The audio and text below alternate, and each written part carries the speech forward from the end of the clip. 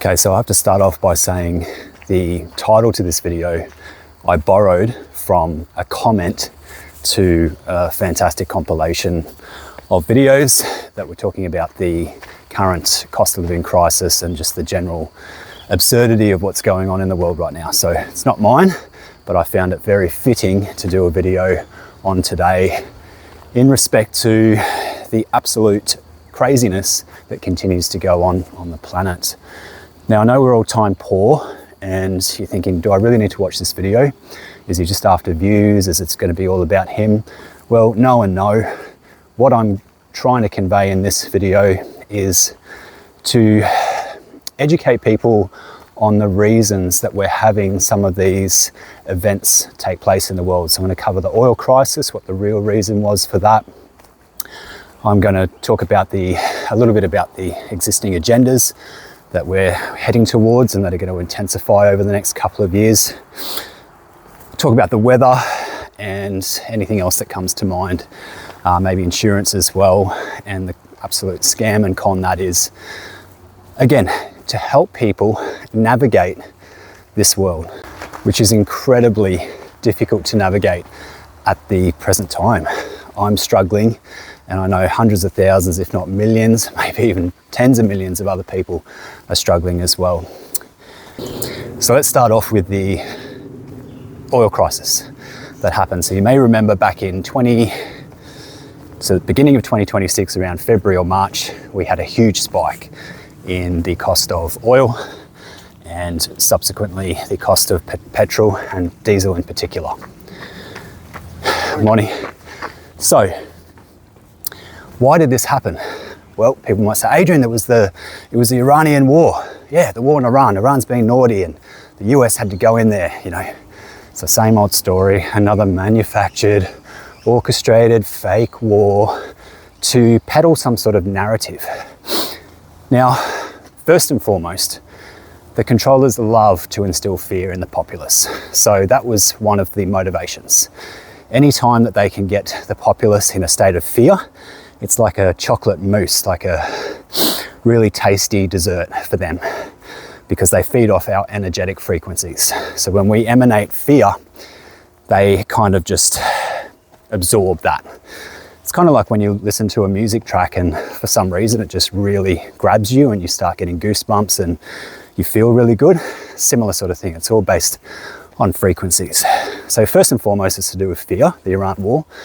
But what isn't really talked about is the other reason for the big spike in the oil price, which, you know, there's no shortage of oil, so it's really got nothing to do with supply and demand, which the economists, who are all brainwashed, will try and tell you.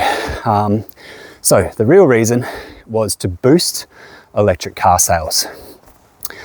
Now, I've got some positive news here. Fortunately, the populace during the, years of 2022, 23, 24, there was electric car sales, obviously, people were buying, but a lot of people had cottoned on to the fact that it was an absolute sham. Not only is it exploiting the resources on the planet and hugely, hugely carbon intensive, it is also, I think, 7 or 8 years into having an electric car, you need to replace the battery anyway. Don't quote me on that if I'm wrong and it's 10 or something like that, but eventually you need to replace the battery. So the whole process is, it's just a sham. Anyway, so electric car sales were dwindling and the controllers needed to do something to light a fire underneath that industry. So they created the war, spiked the oil price, blamed it on Iran and all that sort of stuff. And coincidentally, we had all this, got big BYD and bringing in shiploads of electric cars and offering very attractive finance offers. So it was really just to get more of the populace into electric vehicles so that more people can be controlled eventually. And I'll just say this, if you are driving an electric vehicle, you have absolutely no regard for your health, no regard at all. And if you're driving an electric vehicle with children in it, in the back seats, sitting above those batteries, if there was a license for parenting in this world, which there bloody well should be, you should have your license revoked. And if you want to say, oh, Elon's done testing and they've done testing. Anyway, I'll stop there. So another manufactured crisis or another agenda that I'd like to talk about is the insurance industry.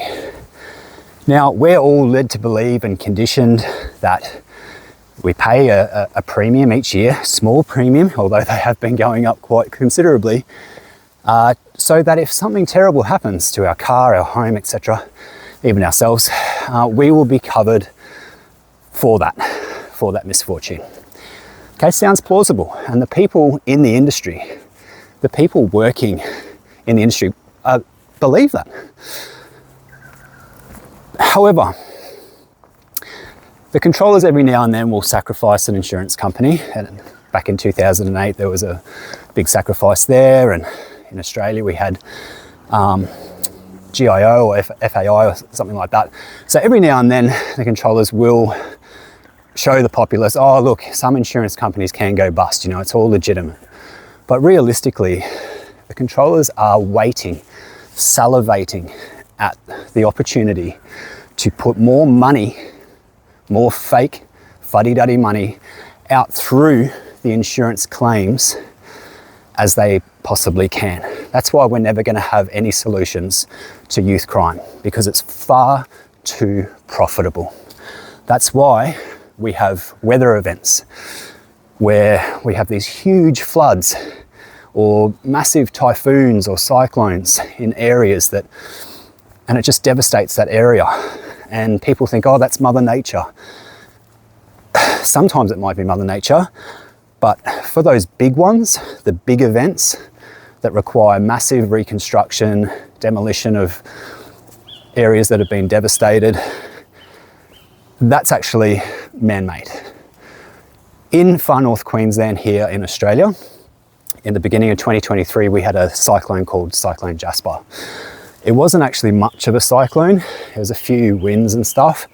But what actually happened is the cyclone hit land, and then another weather system, just out of the blue, simultaneously happened to be in the area, and they converged and dumped a monumental amount of rain on a very, very small area. It changed, it just blew the rivers up. The rivers just expanded beyond belief. It changed whole beach settings. We had massive landslides that completely devastated our mountains, beautiful mountains that we've got here. That's never happened before, never happened. And people will say, oh, isn't that unfortunate? And gee, Mother Nature, you know, global warming and all that crap. Because people are suffering from Stockholm Syndrome. They think that the things that are happening around them are genuine, that there hasn't been any manipulation. And that is just so untrue. So getting back to the insurance, through Jasper, through that cyclone, immediately thousands of people were flowing up. So that's accommodation, meals, etc. for them. Lots of people were displaced locally, so they had to go into short-term accommodation, again, boosting the tourism and the accommodation industry locally. You had huge amounts of earthworks and companies being brought up from Townsville, Brisbane, etc., and throughout Queensland to come up and help. We still have reconstruction going on to this day, and it's debated about a lot as to why it's still going. And the reason it's still going is because we've never experienced anything like that event here, and it just destroyed so much of our infrastructure, our roads, our housing, etc. And people were like, oh, the government should be doing more, and the government is doing everything that they can, but they're doing it in a way that allows as much money to be extracted and put back out into the economy. Because most of the time, guys, it's always about this. There's no limit to it. The controllers aren't trying to take the money off us, they're trying to put the money out into the economy and just expand it beyond belief. That's why we've got asset prices going up so just almost unprecedented. So which moves me on to the next thing, which is cost of living. With the exception of, you know, washing machines, televisions, maybe some computers, So some technological devices have gone down in price, but realistically, anything from a day-to-day perspective, anything to do with food and groceries, transport, living, just getting a roof over your head these days is just beyond comprehension, really. It has just got to that point where I just can't understand how it's got to this. I know the mechanisms that the controllers have used, but I can't understand how the populace hasn't revolted. And the reason the populace hasn't revolted is because so many people are making money out of this. Anybody with a home, anybody that's just a standard homeowner, is seeing the price of their home reach absolute record highs at the moment. Anybody that's just working a mediocre job and has a government, what we call in Australia superannuation, or in the States it's called a 401k, they're all at sky high levels. The American markets, they had a little correction back in February or something around the Iran war, and then they've rocketed to beyond all-time highs. I think the NASDAQ did about 40% in 3 months or 4 months this year. Something around February through to June, if you have a look at the charts. Traditionally, you've only really looked at getting 10 or maybe 12% gain each year on these markets on average. So to get 40% in 3 to 4 months, and there hasn't really been much news coverage on this because people are like, hey, we know there's something going on. We know that this is all manipulated, but we're getting rich. We're getting rich. So just shut up and don't ruin this for us, because for a lot of people, they're coming into retirement, they've done their duty, they're sick of the rat race, they're sick of the slave system that we live in. They don't want to do the work. They don't want to look at themselves and see how they can detach from the slave system. They just want the slave system to keep going so that they now have a comfortable life. And this is what we're facing in Australia with the aging population, unfortunately. So just nothing to see here. Just let my superannuation balance grow, let my property price go to astronomical levels, all is well.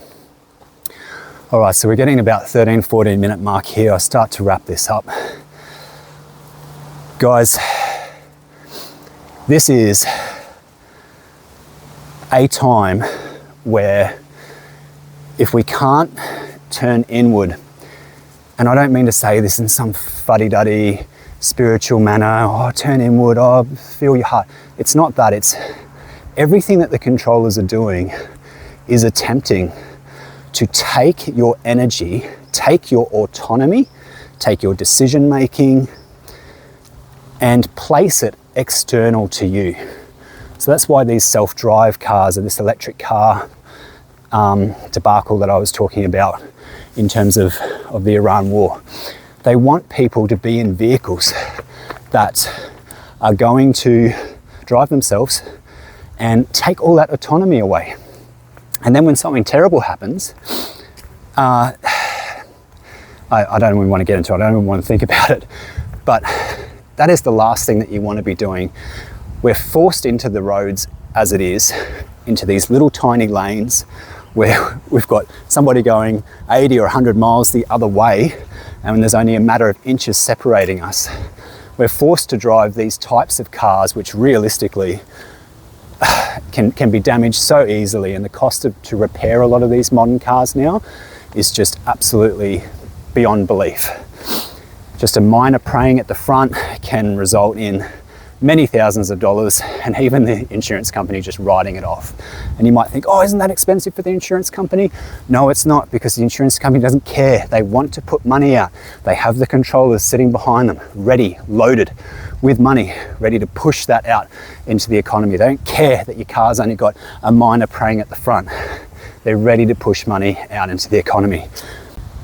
One of the things that I've done recently is just bought an older model diesel, because I don't want to have something monitoring me.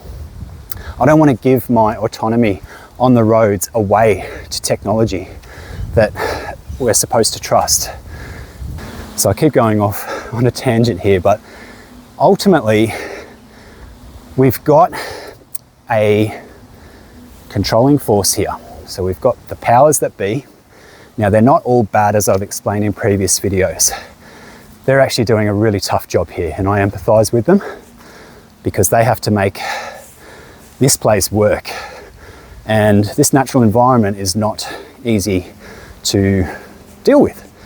We're equipped with our hands and our feet, and we've apparently been designed to be able to work well on this plane, but to provide jobs for billions of people, food, entertainment, it's a big job. So I don't envy the controllers at all. But things are going to have to get, and will get, mark my words, more and more bizarre, more and more unexplainable, until enough people en masse say, right, that's it, I'm done with allowing an external force to control me and to make decisions for me. So quite simply, guys, the more that you give in to all of these distractions that the controllers create, like we've got the World Cup on at the moment, where normal people, hardworking people, are watching men, and I guess there's some women teams out there as well, who are getting paid hundreds of thousands, if not millions of dollars, to run around a grass field and kick a round leather ball between two posts. How on earth, sorry about the sun there, should never apologize about the sun, actually, it's absolutely essential and necessary. How are they contributing to a better society? And the drinking, the alcohol consumption, the betting, the gambling, the talkback radio, all of the crap, people's opinions, projections, oh, this player did that. It's all just meaningless crap. We just don't have time to be wasting on this. But again, people love it. You know, I used to, back in my 20s, I'd watch sport and be like screaming at the TV and, oh, if only that player had done that. It's just useless, mindless, and dare I say, a question of intellect to be even remotely interested in these watching these sports. Okay, playing them, getting a physical activity, cool, but to be watching them religiously and so intensely that your own life sort of passes you by. Things in the world just continue to happen. Deceptions, psyops, all of this just keeps going on, and people are watching, you know, this bloke kick a ball in between two steel posts and cheering about it. So yeah, it's a bizarre world, crazy time to be waking up, and sometimes I wish I could just go back to sleep, because it can get really overwhelming, and it has been of late. And it just keeps coming. It's relentless. The testing is just brutal. And the only way I can deal with it is to do things like this. Work, definitely work. Be of use to society. Just be a good human being. Help somebody out if they need help and you've got the ability to do it. Smile at somebody at the cash register. Just little things, just to be a better person, to make this a better world. I think I've covered everything. I think I've solved the world's problems. And the final, absolute final thing that I'll go through is just be so careful with all of these attempts to divide us. There's just, whether it's man and woman, whether it's colour and non-colour, whether it's this religion and that religion, don't fall for it. It's all set up to divide us. We're all individuals. We all have this wonderful, unique ability to contribute to the planet in some special way, even if it's just doing a job that others might think, oh, that's not very, well, you're not using your talents, it's very basic. As long as it makes you happy and you can actually come home from the end of the day and feel good about what you've done, and be able to notice the difference in other people that you've made, or change something physically that was dirty or needed to be built or needed to be changed. That's all that matters. All these high profile jobs, all these big IT jobs, and that people are earning 250 grand a year, 300 grand a year, all of that's just going to go. It's already happening. We've got mass layoffs happening across the globe with these big corporates that originally were getting people in to give them lots of money and prop the economy up. But things are shifting, things are changing. Okay, so I think I'll bring this to an end here today. Hope that you're well. There's nothing really much that I can say or do to make people's situations better.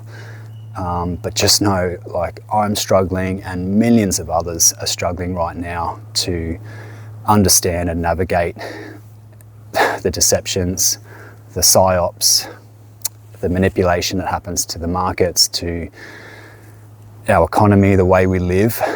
But just know that, I know this sounds very fleeting, but just know it is for our growth, it is for our evolution. And we will eventually look back on this time and be grateful for what we went through, even though right now it's brutal. Like, it is very, very hard, and some people are not hanging on, and we are losing people, and we need to recognize that. And that's why we just need to go easy on each other, go easy on ourselves, rest more, forget all of the material obsessions, forget, watching the sport team. Just give to yourself, and that way you can at least have your cup filled as best you can, so that you can overflow to help others and to help this world become a better place. Till I see you in the next video, keep well.